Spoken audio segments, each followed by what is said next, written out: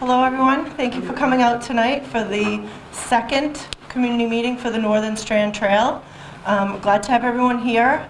Today we have with us from Office of Energy and Environmental Affairs, Kurt Gertner, and he's going to give us a brief overview of what this project entails. It's a collaboration between 5 communities, and we're working through the process of documenting the plans for each stretch of the trail so that they have some sort of synergy, and we're collaborating among all the communities. However, this particular meeting is focused on the Revere stretch of the trail, and we're interested in hearing all of your feedback. So once Imogene, who's here from Brown Richardson and Rowe, she's going to give us an overview of what the trail might look like and some of the ideas that came out of the last session, which was a community listening session. So some of you may have been able to attend that meeting, and if you didn't, you're going to hear the results of it here anyway. So if you do have any feedback or ideas, we really encourage you to participate. That's what this meeting is for, and that's what it's about. And also, just a little side note, we're here in the Revere Historical Society Museum. So if you haven't been here before, feel free to enjoy walking around a little bit after the meeting. And if you have any questions or want to visit another time, feel free to reach out to us. Okay, so thank you very much, and I'm going to turn it over to Kurt. All right, so good evening, everybody. Kurt Gertner, State's Energy and Environment Office. Just going to talk briefly a little bit of background about the project and really turn it over to the design team and really to all of you to get your input. So this is a design project being funded through the State's Energy and Environment Office. We're doing that on behalf of the Trails team established by the governor. So I'm a member of representing Energy and Environmental Affairs. We also have Pete Sutton here in the back from the State's Department of Transportation. So 2 of the 3 sort of core agencies that are part of that Trails team, and the sort of mission that we've been given in part is to advance construction of key trail networks across the state. The Northern Strand being one of those. We have the project the entire distance from the Mystic River to the beach in Lynn under design, and this is, as was mentioned, one of 5 communities, one of the 5 public meetings to talk about essentially the 25% design stage of the project. We have taken input that was provided by the city back in the summer, as well as input from the other communities. The design team has been working based on that information that you folks provided, as well as the field work. So they have been out in the field, they've done the survey, they've done wetlands flagging, and the objective is to have the project fully designed, permitted, and ready for to go out to bid by the end of June this year. So we are really moving ahead with the design with the intention to complete construction of the entire 10.5 miles as expeditiously as we can. Really pleased to be able to do that. Look at this as a wonderful opportunity. Lots of folks living within or working within a relatively close distance of the trail across the 5 communities. And I don't really want to say a whole lot today other than we're really happy to be able to sponsor the work of the design team. We have really 2 firms here today, landscape architects Brown Richardson and Rowe, and engineering firm Stantec, both of which are going to be talking about basically their work to design a project that we can put out to bid and get constructed. And that's really all I'm saying. Turn it over to Jeannie. That's right. Yeah. So hi everyone. I'm Imogene Hatch from Brown Richardson and Rowe, and to my right, your left here, is John Hendrickson from Stantec Engineers. And we're really pleased to have you all, as everybody has mentioned. Thank you so much for taking the time out of your busy day and schedule on this dreary, somewhat, evening to come out and join us. We really appreciate it. And so I will jump right in. This is sort of an overall look. Some of you may have seen some of the graphics that we had out in the hallway. We'll get to the more specifics of those. This overall map shows you the extent of the project that Kurt was just describing, starting in the Mystic River and Everett, extending all the way through the communities of Everett, Malden, Revere, Saugus, and Lynn, and ending up at the beach in Lynn. The basic timeline, and I'll hit the slide again towards the end so we can sort of talk about where we are. I'll cover right now sort of what we've done so far. As Kurt mentioned, we spent the beginning part of the project doing some sort of feasibility research and then also doing a bunch of site work analysis. So we went out, we surveyed the entire length of the trail. We also did wetland and resource area permitting, so coastal areas have all been delineated so that we could make sure that we establish our boundaries for what those sort of design constraints will be, and also understand the ecology of the site a little bit better. We also did some structural testing of the existing infrastructure on site. So there's one very long bridge in Saugus, over about 100 feet, and then there's two sort of small, short little bridges in Lynn. We did some structural testing on the existing structures there that helps us identify how we need to replace and modify those to make sure that they are accessible and safe for the public to use.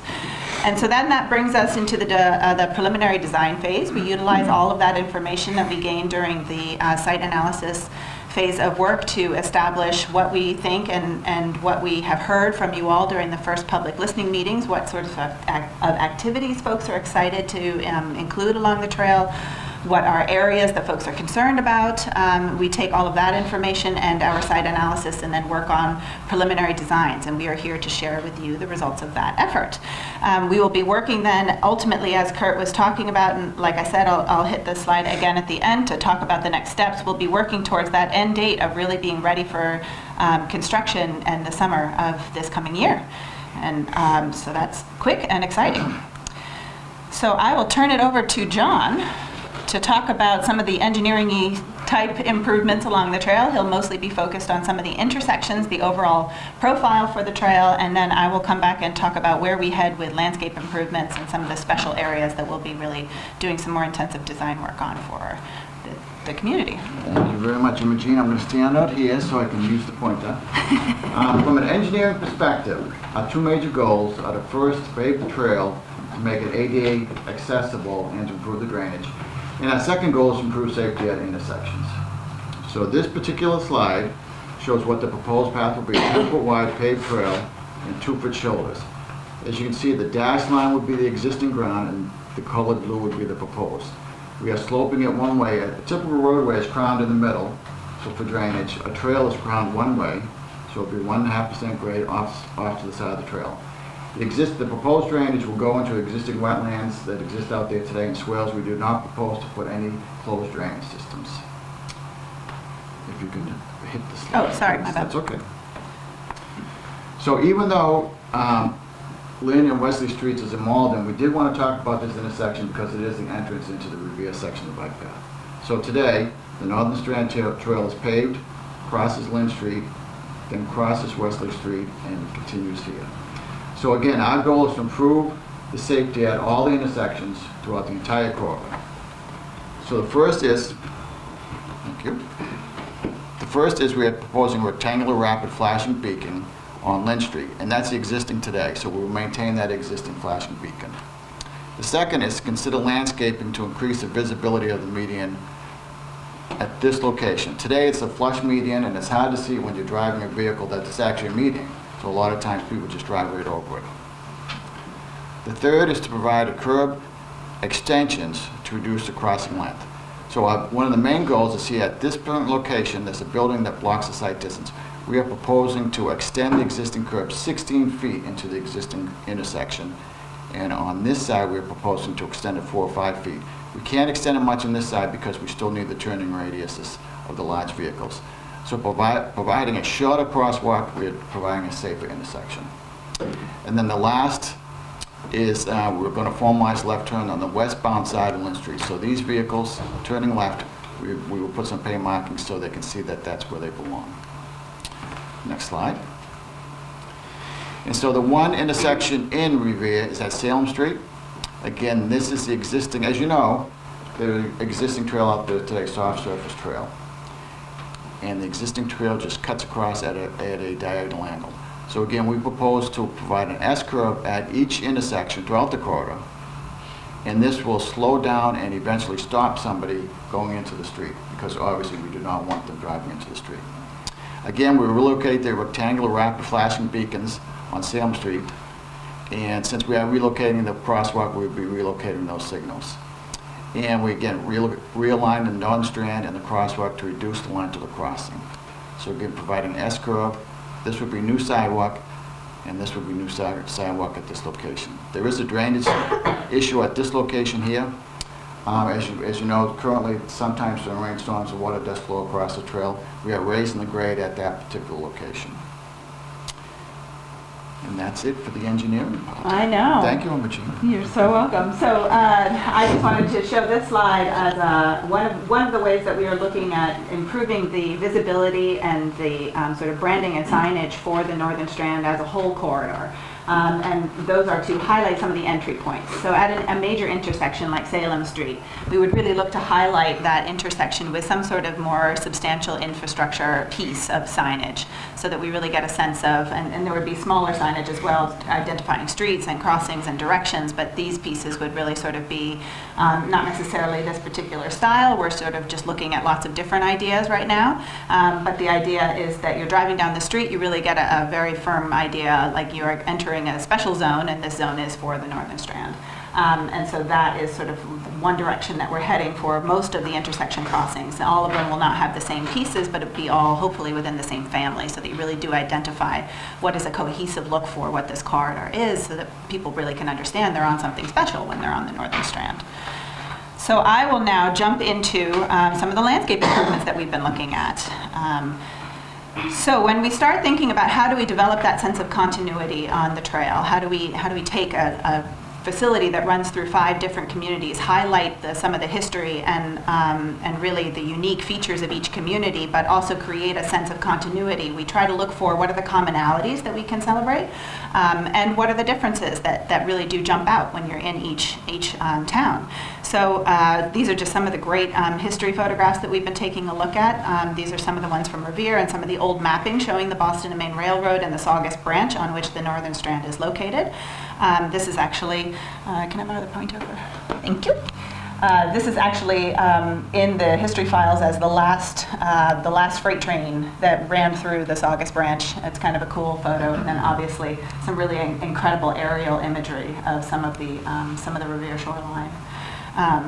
So we've been taking a look at all of those and examining those are some of the historic features that used to exist. A lot of industry, a lot of connectivity of the Boston and Maine Railroad, both for the industries along the trail, but also for folks and passenger service.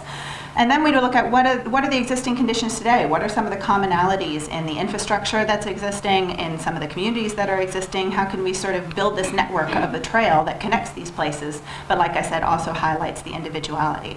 So there's a lot of commonality in the housing stock along the trail. I mean, the trail is 10 miles long, but there really is quite a similar framework of style of housing that exists. There's also a real sense of industry still present along the corridor. There are, various industries located in each town, even some of the ones in Saugus that maybe look a little bit more like it has a residential feel. You can also find industry located right on the trail. And then the great thing is that when you look at overall ecologies of space and land, those really they're not defined by town boundaries. So you have Revere Woods looks a lot like the ecology in Saugus. The marsh in Lynn looks an awful lot like some of the marshes in Saugus and in Revere. And then there's a lot of great community connections, and we'd like to highlight some of those. There are some great parks that are adjacent to the trail, there are schools, and there are wonderful also community features that we'll be looking to connect to. So when we try to build on developing this sense of continuity, we then sort of take that framework of industry, of history, and we start to develop a sense of like, how do we materialize that?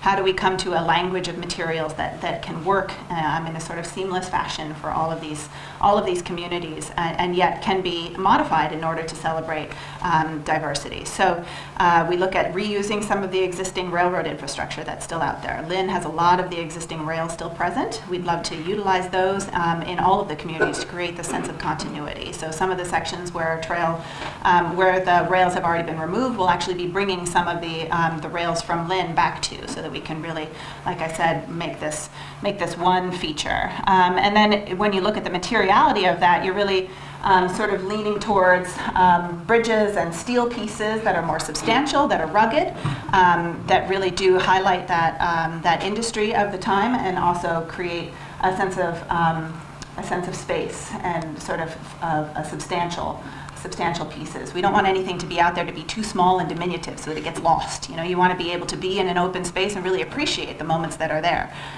So we look at using materials that are good for that. Steel is great for that, and it can be painted, or it can be what we call corten or weathering steel. Some of these are, you know, more appropriate in different locations, probably in a place like that's more ecologically sensitive, like some of the coastal marshes. We wouldn't be using a weathering steel. We'd stay away from that and head more towards some of the painted elements. Also, paint is obviously a great way to bring in color. And so we will be looking at trying to create a color palette that really does celebrate this as one particular space and sense of branding. And then there are a lot of great, beautiful trail, natural trail spots along it. You know, the woods in Revere and the coastal marsh in Revere are just stunning. So we'll be looking to highlight those with overlooks, spaces to sit, appreciate, and also some interpretive signage that can help tell you about what are the things that you're looking at and hopefully learn from some of the natural features that are existing along the trail. So if we take a little look at the overall trail, the big box in the middle is the section that's within Revere. So in the overall, you know, between 10 and 12 mile long section that we're looking at from Everett all the way to the shoreline in Lynn, the section in Revere is about a mile long. So it's one of the shorter communities, but it's got some really great moments along it to highlight and celebrate. The first one of those, you wouldn't think it, but is a great opportunity, is the overpass at Route 1. It's kind of dark, it's a little dingy, but we know that the city of Revere is really interested and already working on making some great artwork improvements on the pillars there, and it's a great place to highlight. I'll show you in a moment one way that we can work with you all to create a great space there. The next is the marsh, the Rumney Marsh and the overlook there. And then the next one that I'm going to show you is technically, I mean, if you're thinking technically in Saugus. However, it is right on the border with Revere, so we really wanted you to see what another space that we're going to be highlighting along the trail in this area that is really close to the community in Revere. So, how do we improve an overpass that looks a little dingy? We add colored lighting. So this is just a graphic of the direction that we're working with the city and with our engineers to develop. How can we create this sort of dynamic sense of safety, but also just sort of energy in that space. It's kind of dark, it's kind of dingy, it's a little bit oppressive at times, and this plus the artwork we really think would be a fun space. So we will be looking at including some colored lighting in the overpass, and we look forward to hearing your thoughts on that. And then one of the main things that we got great feedback from in our first public listening session was folks really wanted a bocce court. So we will be doing a bocce court for you all. In the marsh, adjacent to, sort of up here is the connection to the Salem Street development that I'm not going to remember the name of, but there's a pathway along the retention basin that then heads up towards Salem Street. Overlook Bridge? Yes, Overlook Bridge, thank you. So this is just to sort of, I'll go back if I don't think I can easily go back, but essentially this is directly opposite that retention basin. There is a great space where the right-of-way is a little bit wider and there's a beautiful view of the marsh, and yet it's just off of some of the adjacent houses, so it's not going to be right in front of somebody's property. So it's a wonderful opportunity to make that bocce court happen. Where's the bocce court going to be, in the marsh? No, the bocce court is not in the marsh. It's on the right-of-way, but it's not anywhere near the coastal features that are there. So it's all well elevated above anything that would need to be protected in that way. And this is an example of what it could look like. So we have the trail paved here and a little grassy shoulder off to the side. The main marsh view extends out over here. There would be some seating off to the side and a place to sort of sit and enjoy the game. And then here's your bocce court. So it's a great way to sort of activate that space. It could be a nice little destination. You can come down the trail, and it's very close to a lot of folks who live right adjacent to the trail in that neighborhood. So I think it would be a great amenity for people to come out on an evening or a nice afternoon in the summer and really enjoy that. And then this is Laurel Street. So Laurel Street in Saugus comes to a dead end right now, right at the trail. There's a couple little bollards that have been put up there, stone pieces that have been put up there to stop cars from going in, and we would love to highlight this area, and this was shown to the folks in Saugus as well who are excited about it. Can we create a little landscape space there so that it can become a nice destination, something that really works in the community, that people can go out. It's sort of a passive space, and what I mean by that is that there isn't a lot of active play happening, or something like a bocce court, maybe not so appropriate there, where you have really neighborhoods that are right adjacent. But this would be a nice sort of respite at the end of there, and really an inviting entry onto the trail. And this is the the look of what that would be. So, and we just replaced some of the stone with something that's a little bit simpler, but also still stops the traffic from entering. Utilize some of the wooden railing fencing that's August, that works well for that community. A little paved seating area, some new native planting, and some ornamental trees, and then possibly some signage to talk about the space or whatever we identify with the community they'd like to highlight in that spot. Seating, and then possibly a mound with a little slide for some kiddos. They have something to do. So that's the Laurel Street area improvements. And then I just wanted to talk a little bit about what direction do we go with some of the furniture amenities. And there's lots of different ways that you can go, but what we'd really love to advocate for, and what seems to be well received by most of the community so far, is to create a sense of commonality so that we have, like I said, while you're in Saugus, you know you're in Saugus, but you also know that you're on the Northern Strand, because there is this continuous language of the furniture.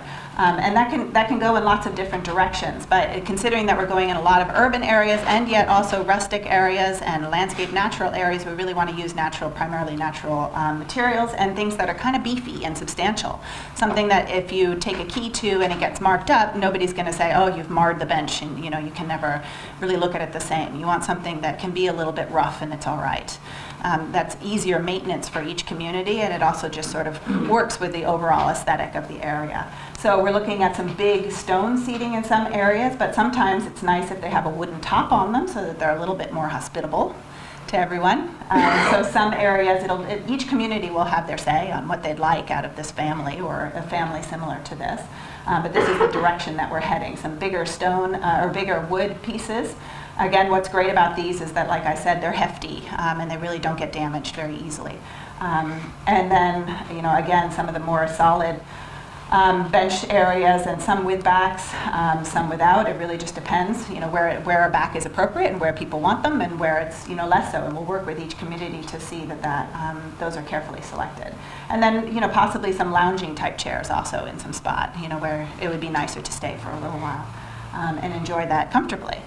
And then again, we'll be working on developing some signage and some sort of special art moments. And the first would be interpretive signage and some of the bigger pieces. So some of these bigger entry areas, we're heading in a more of a direction of utilizing either concrete or big stone, and then incorporating steel with that, so that we can give it a sense of modernity and also highlight the industry of the area, like I talked before. And the sort of overall durability of these pieces is really great.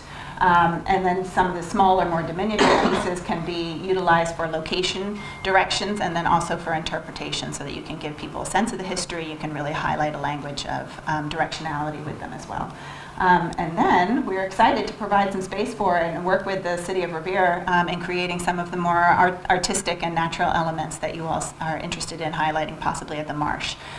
So we will be developing those ideas as well. So that's the highlights of the design areas that we'll be working on specifically in Revere. And like I said, we are sort of in this zone right now. It says fall, but we had a little weather snafu, and so we're actually in the winter now. But we are excited to be here still, talking about the preliminary design, and we are also at the moment still actively working towards being here with a final design submission towards the end of this month. So we'll be developing final designs. That doesn't mean that things are set in stone and can't be changed at all, but it does mean that we'll be, really refining these ideas over the next month and getting pretty serious about getting them really down. And then we'll be meeting with everyone again. Each community again will come out. We'll talk about what those plans look like in more detail, and then also talk about each property along the trail, and they can take a look and see where the trail is impacted and not impacted within the right-of-way. And we'll also be working heavily over this winter doing the first round of environmental permitting. So we'll be doing NOIs to each town of the Conservation Commission at Revere, Saugus, and Lynn. Those will be probably towards the end of this month, and we'll be moving in towards doing MIPA ENFs, and as it says there, Chapter 91 license and an Army Corps permit for some of the work in the marsh. So those are being actively considered right now. So when we come back, next we'll be here to talk about the public design, or the final design with you all at the end of the winter, early spring. And then working towards doing our final, really wrapping up all those details and getting it ready for bid first thing in the spring. And then hopefully get a contractor on board and start construction in the summer. That's the timeline. And it's really exciting. And thank you all for coming out to hear about it. We really appreciate it. One question. Yeah. Down where the Bocce Court is located, Mhm. if you go maybe 20, 30, 40 feet towards Saugus, Stillwell and Revere, there was a natural beach there. And I swam there all my life. Oh, yeah? Any thoughts of maybe resanding that? On the tide? I know it's a lot of legal entanglements, but. Yeah, that's a big permit, not a small one. So I want to comment on that natural beach. Way back, about 4 years ago, you and I talked about that, Al. There was some talk about the natural beach and how people used to go swimming down there. I don't know if it's something that you could do right now, if the area is considered an area of environmental concern. So they may not want anybody swimming in there until things get stable, and because it's actually regulated by the EPA at this point. So maybe someday down the line, but I don't think it would be something that we'd be able to do right now. The tide does go in and out. No, it has to do with the quality of the water, the wildlife that lives on the marsh, then it has to do with the water quality. It has to do with the natural habitat trying to reestablish itself within the marsh. Thank you, Julie. Do you want to talk about the connection to the park? Yes. Oh, I'm sorry. Yeah, that slide seems to have disappeared. We will be, yes, thank you for reminding me. We will be also taking a look at doing, and this is useful for this slide, we'll be taking a look at doing another connection to the little park that's existing right up here off Salem Street. And that would be a connection directly from the trail to the back side of the park. So that'll be possibly a little boardwalk connection over the little wetlandy area with the Phragmites in it now. Yeah, we're working on that actively. Yes. I'm so glad that you reminded me. Thank you. Yeah. Excuse me, do you know if the rest of the Northern Strand will be naturally, will it be paved or will it just be naturally the way it is now? So the It does- entire Northern yeah. Strand, when this project is done, will be paved. The From- whole trail's Yeah, gonna be paved? the whole trail. Yep. Yeah. Can you walk the Northern Strand now? You can. Now, there are some sections through Lynn that, because Lynn does not have, currently, they're working on it right now, but they don't have an easement or lease settled with the MBTA yet. So technically, you'd be trespassing if you were walking on that section of the corridor right now, from Boston Street to Western Avenue. But folks do it all the time. It's really just a question of how comfortable you are with that condition. And will it be open during construction, during this new phase? Will You know, that's a really good question, and I think that'll depend a lot upon how we end up establishing the breakdown of the funding, which communities, how it makes sense to feasibly allocate that, and then establish where we're going to start with construction and where we're going to move to next. But it would be great to keep at least segments of it open while construction is happening in some area, so that the whole thing isn't closed for an extended period of time. That would be definitely a plus Yeah. if you could do that. Yeah. There is a remnant of a, kind of like a stop for the trains. It was a big metal. Yeah, it's right adjacent to the marsh. Yeah. Yeah, absolutely. I don't know that we'd necessarily move it. I think it would be great to leave it as it is, and then, possibly do some signage there to talk about what that's used for and, some of the history of that area. Yeah. Hi. Hi. Two things. One, Did you get to see the Bocce Court? I got a little sketch of it, and I love it. As a matter of fact, not to be pushing on it, but my name is Wolf, and I was thinking like the name, the Wolf Pit would be perfect. I mean, I know I'm being pushy, but just throwing it out there. hey, I appreciate the idea. The other thing is, whoever fixed under the bridge did Yeah. a great job. I mean, I wish the whole path was as good as under the bridge now. They really come out, it's nice and smooth. Bike to the sea. They did a good job. The other thing is, I know it's a bike path, but I'm primarily a walker. And I'll tell you, the bikes go by screaming. And they give you no warning at all. Is there any possible thing, sign you could put up, bikers be courteous, warn approaching Yeah. pedestrians. Yeah. I mean, it's pretty, I'm surprised people aren't getting Actually, that out there. I'm one of the bikers, and I always, when approaching somebody, say, passing on your left.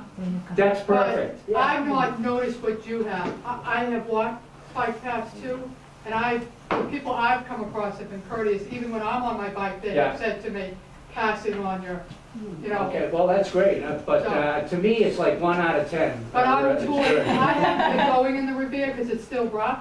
Yeah. I've been in more Malden side, and they've been going longer, so the culture may have gotten together because it's had longer.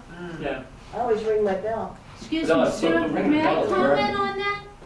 Now, since I'm aware that the whole Northern Strand is gonna be paved, this is gonna be like the Minuteman Trail out in It's not Lexington. yet. You know how, I'm a bicyclist and a mountain biker. That's one of my purposes I here don't go to because. the Minuteman for that No, I reason. know. Now, the Minuteman Trail, at every intersection, there's an ambulance there because someone is always getting hurt, whether it's a pedestrian or a bicyclist, because now everything is paved. I could see, now I've rode this trail many times now, I could see from Malden and Revere having it paved. Now from Saugus on, where you're telling about where the bridges are, and that beautiful bridge on the map, why pave it?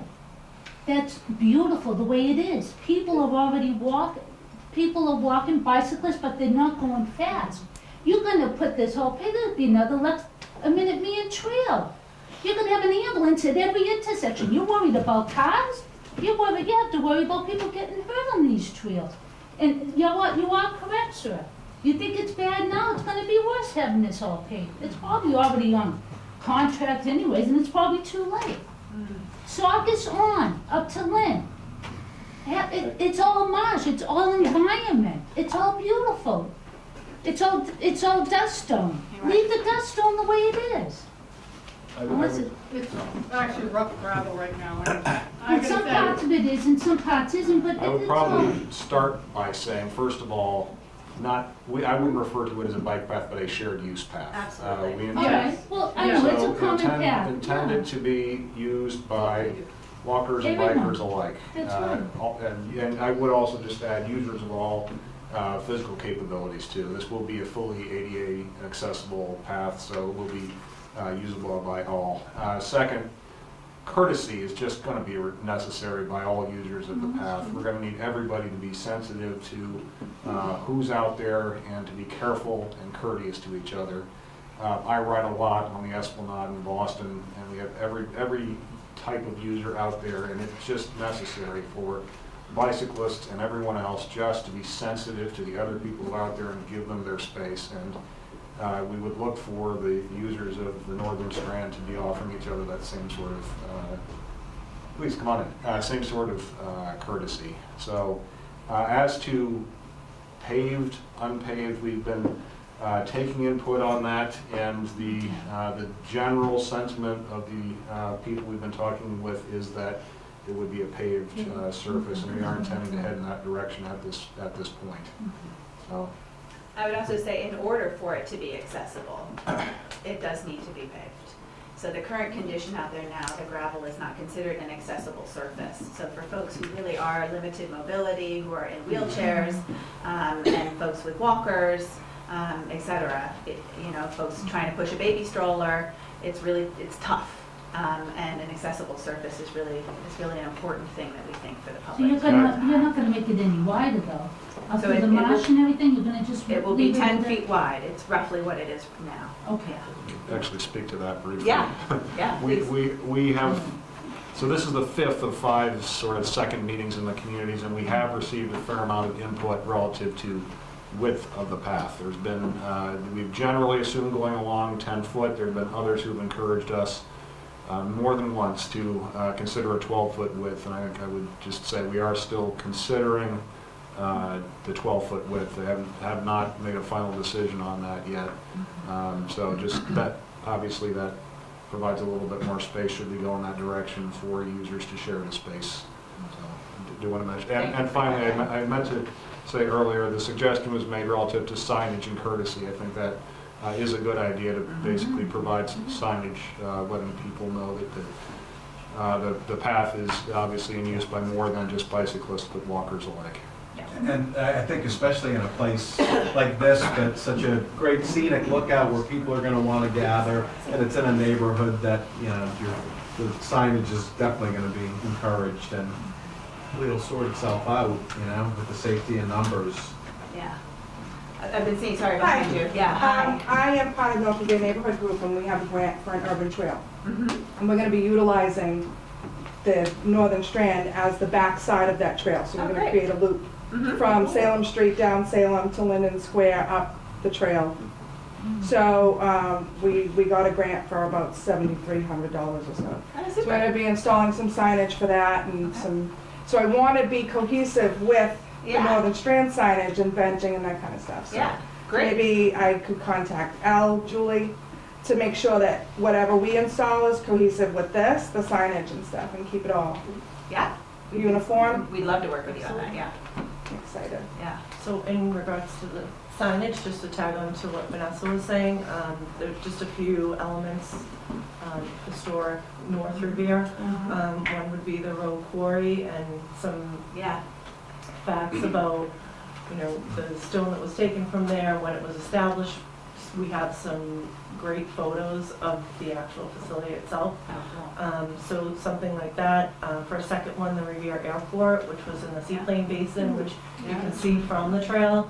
That might be a nice element, and most people don't even realize that there was ever an airport there, but if you go upstairs and the You can see it, I know, it's all my pictures, And also the last is the Franklin Park Station, which I saw that you did have photos Yes, of that as photos, well. yeah. So maybe, you know, one element of this, maybe the Rose Quarry, we could put on the outside on the walking trail section, and then the other two signs, and something like Right that. on the so we Northern can work Strand, that yeah. out, but Wasn't just there some a ideas. racetrack too? Was there a racetrack in Revere? That was farther Yeah, there on was. down. Oh, that was Saugus, so maybe that was Saugus. Well, it was Revere, So but just it some was. ideas for content for the signage. Yeah, that's And great. I would just like to We love getting signage ideas. also say that I love the natural look, like keeping that consistent throughout, because I think the marsh, the views, I don't want to take away from that. Yeah, The sort of yeah. So, benches that don't look awkward or don't really fit into the Yeah. scene. Yeah. So I love that idea. yeah, thanks. Yeah, we'll also be working with a very natural palette in all of the coastal areas. So we'll be doing trees and shrubs and any kind of perennials that we plant in areas along the coastal beaches will all be from coastal species lists and things like that, all natural, very native, so that they're appropriate for the area in which they're going to be located. I was wondering if does the urban trail connect with Revere Beach? No. Did you talk about a connection to, the former Laurel Quarry? Did you talk about that or not? I don't think that's on our list to be doing this round. But you know, you never know whether or not in the future there could be more of a connection extended there. Right now, the connections that we'll be highlighting are the connection to the park with the little boardwalk, and then also you know, the Bocce Court areas and the sort of more highlighted landscape. For the retention pond, there's a connection there. There is a Right now, connection right? there, yeah, that we can Yeah. make a little bit more formalized. Yeah. Yeah, but there's a limit to how far we're gonna go into public property, or private property, Right, obviously. right. So, but we can definitely formalize that and make it accessible for Yeah. at least the bit that we can control.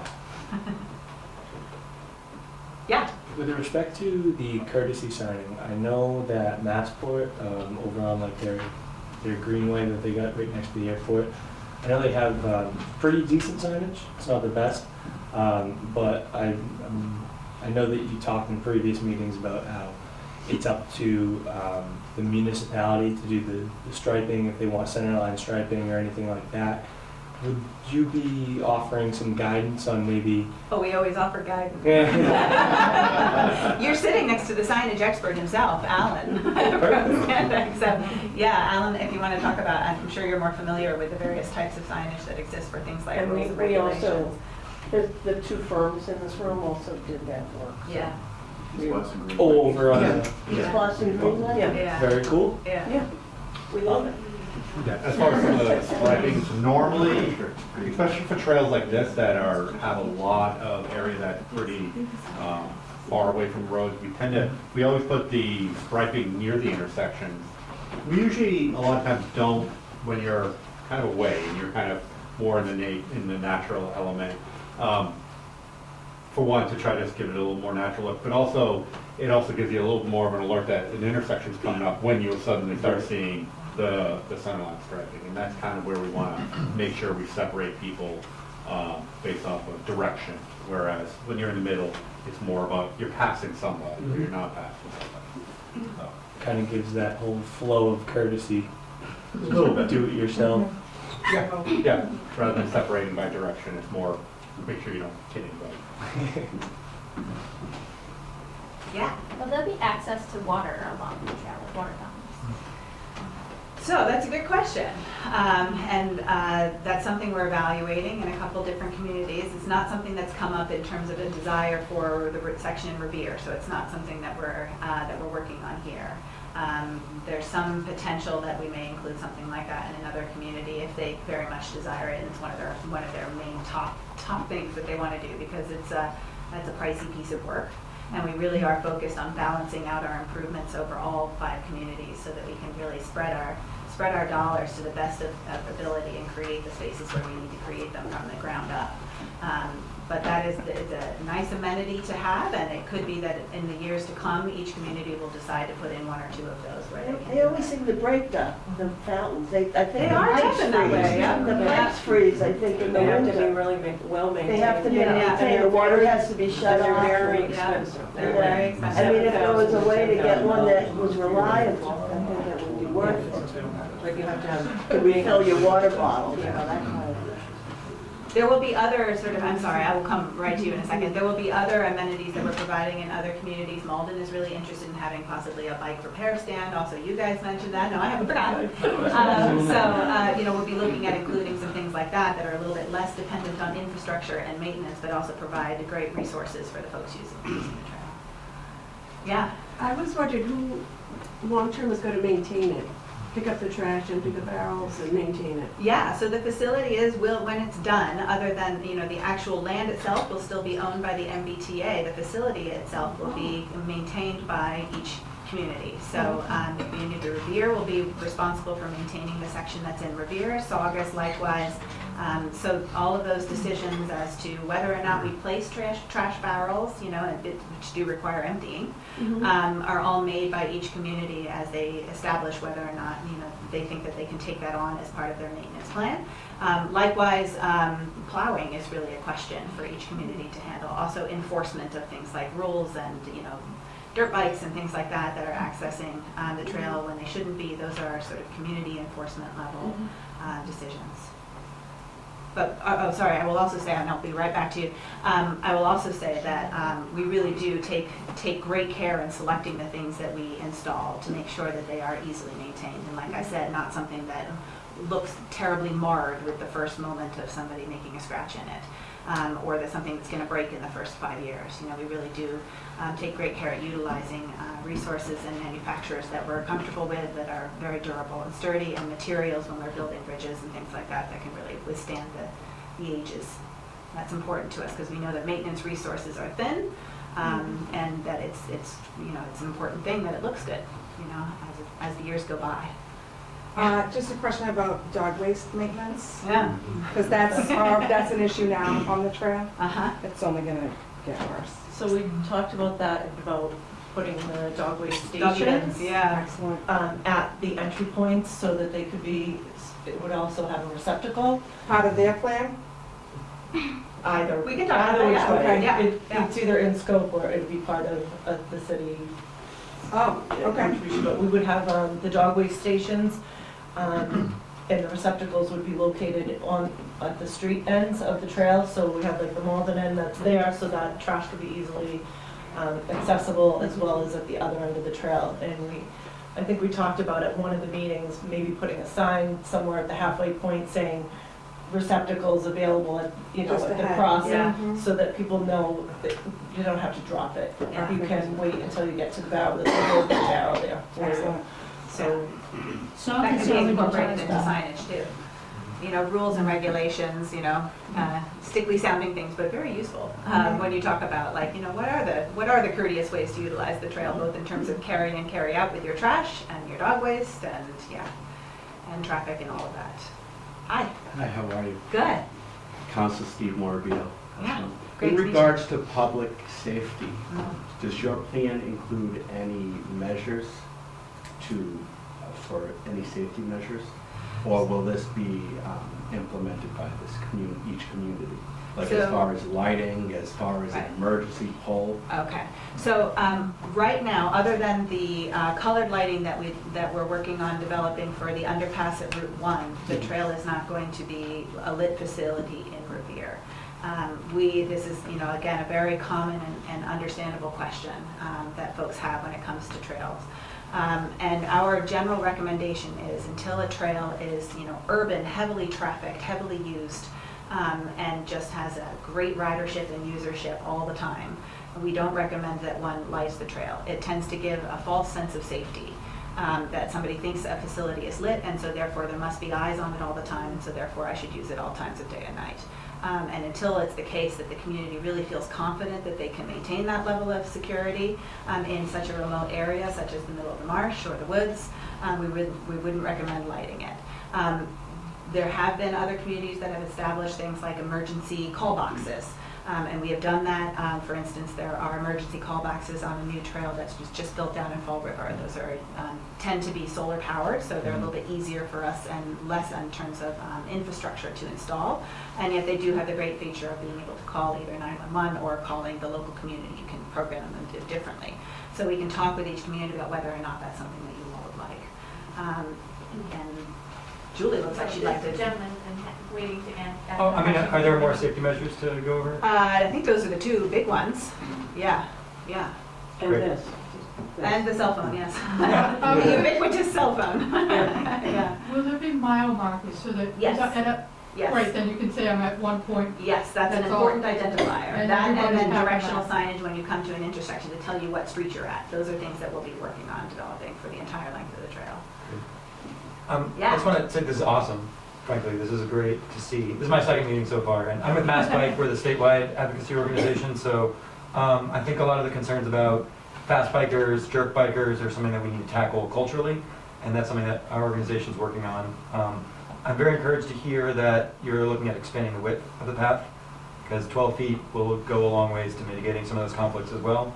So I fully encourage, thank you, Kurt, for bringing that up. We heard you before. We're taking it seriously, considering what the best choice is. I appreciate that, thank you. And my other question about lighting, I understand that the cost and might be too much for at least installing, if not implementing, but is there a way to put the conduit in when you're doing paving so that if lighting is something done in the future? So there are some areas where we're looking at possibly including some conduit for future lighting installations. The linear park area that I think you saw when you came to the meeting in Lynn, that's one of them. We're also talking about some fairly natural and ecologically sensitive areas where I'm not necessarily convinced yet that lighting is appropriate for the wildlife that exists there too. So I don't know that we would necessarily agree with doing lighting along the entire length of the trail, particularly in the woods and the natural areas, and also adjacent to houses that really are right there. It's kind of like, you get used to having lighting right on the street. You get a little bit more irked when you all of a sudden have a light pull out your back window near your bedroom. That was never there before. So it's something to consider, and yes, there are some very sort of in more intensive use areas that we're looking at whether or not we can feasibly install conduit as a sort of helpful first step for the city to later install lighting. Yeah, I'd recommend, if you're doing the construction, it's probably cheaper to put it in now, just so if it goes in the future, Yep. you're already. Yeah, definitely something we're considering. Yeah. But we have a certain amount of money that we have to live up to, and a budget, which unfortunately in public work is the reality of life. And so we're going to be doing cost estimates very soon, and we'll have a much better idea about things like the width and the conduit, but we have 5 communities that we're dealing with. And also we're looking at trying to build the on-street portion in Lynn, which is going to add some substantial cost to what the amount of money we have. And Kurt is not an unlimited source of funds, unfortunately. The taxpayers on the line. Yeah, all of us are not unlimited. Yeah, maybe I'll speak to that briefly since you brought up money. So at the before the administration was willing to take on this project, before I went to the secretary, I had to have some idea what we thought it would cost to build the 10 and a half miles between, essentially in the right of way to West Street in Lynn. West Street in Everett to Western. Western, yes. Anyway, I had to have, basically, I didn't want to go to my supervisor, my boss, and say, look, we want to build this. I have no idea what it's going to cost. So we had a preliminary estimate of $11 million for this, basically the unbuilt portion plus improvements in Malden and Everett. And that's what I'm presently holding in the budget is $11 million. I am hoping that as the work with the design progresses, the number for the within right-of-way piece comes in near that number.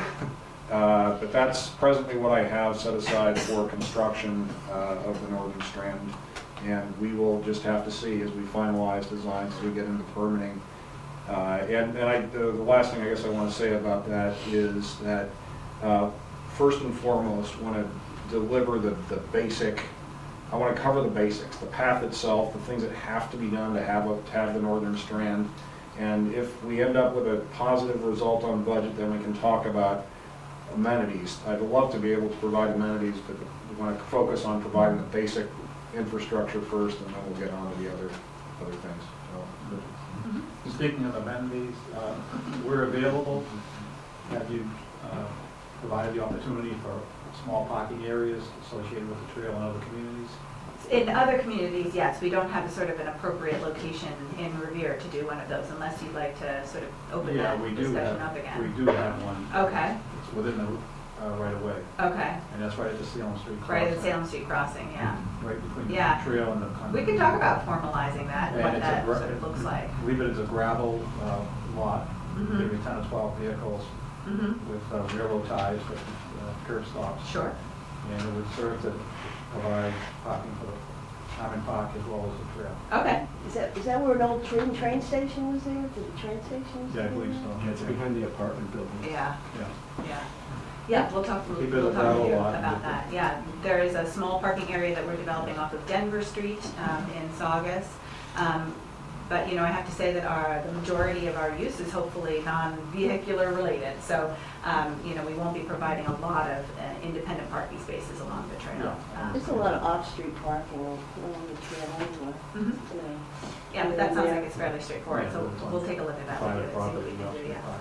Yeah. This would be dedicated to the park and the trail. Okay. Serve two purposes. And I'm just curious, if you were building a one-way street, the length of this trail, how much would it cost? engineering team, help me. 10-mile, one-way street. So, How much would it cost?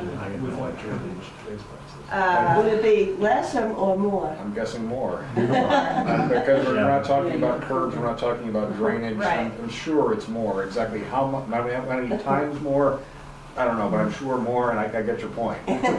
Also, as far as the lighting under the overpass, have you talked with the Beyond Walls? Yeah, so, inland, yeah. To get any ideas on that? Yeah, I mean, we definitely, you know, we all enjoyed seeing that installation, and it's definitely been a jumping off point for some of the directions that we're headed. Our lighting will be a little bit different. That's pretty extensive, what they've done there. And so this will be a little bit different in feel and in look in order for it to be both affordable and also easily installable for the facility that we're looking at. But yeah, that's definitely been a source Since of it is an inspiration. overpass, and that's what Yeah, they that's right. specialize in. Uh-huh. They wanna- Yeah. Yeah, They got substantial grants to do that. right, definitely. Yeah. Yeah. Is it still on the table, speaking of the shoulder to the trail being 2 feet versus 2.5 or 3 So it's for maintenance purposes? Yes, currently, right now, what's being worked out is 2 feet. And there are some areas where we're sort of narrowly constrained within the ACEC and the causeway, particularly inland, where we probably wouldn't be looking at doing a whole lot wider. But this also comes up with the sort of width question of how wide are we paving, and then therefore how wide should the shoulders be? If we end up only paving to 10 feet, do we extend the shoulders wider so that somebody could come back later and then easily pave? These are all things that we'll be balancing out. Right now, as John showed you, the profile is at the 10 feet with the 2 feet wide shoulders, but that's still in question. Yeah. Yeah. Anyone else? We'll be around if anybody thinks of anything And while we're, please sign in yeah, for those people that snuck in, except for the city councilor. those people were Yeah. happily, Yeah. I put your name on the sign. Thank you very much, everyone. We really appreciate your time. Thank you. Thank you. Thank you, Chair.